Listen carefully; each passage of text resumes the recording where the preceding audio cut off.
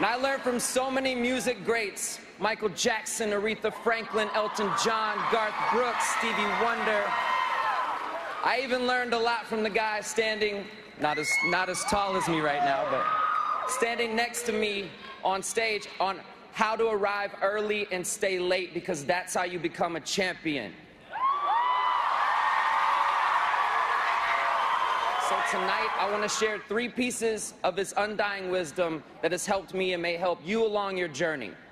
Number 1, the champ said this: don't count the days, make the days count. Pretty good.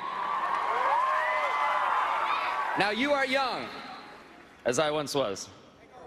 But do not think for a moment that what you do doesn't count. It does.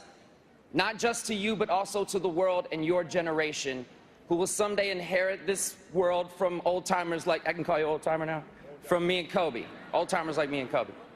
Number 2, the champ said this: service to others is the rent you pay for your room here on earth. So be generous, be kind, be fair.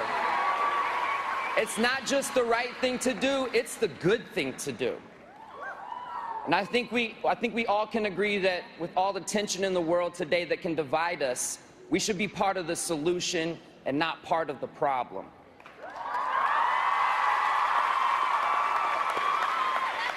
And you don't have to make a difference on a global stage. You can volunteer in your neighborhood or in another neighborhood nearby where people might look a little different from you, and they might teach you a thing or two. So third, and finally, here's maybe the greatest thing a teen or anyone in this room and who's watching on the television at home can learn from the champ.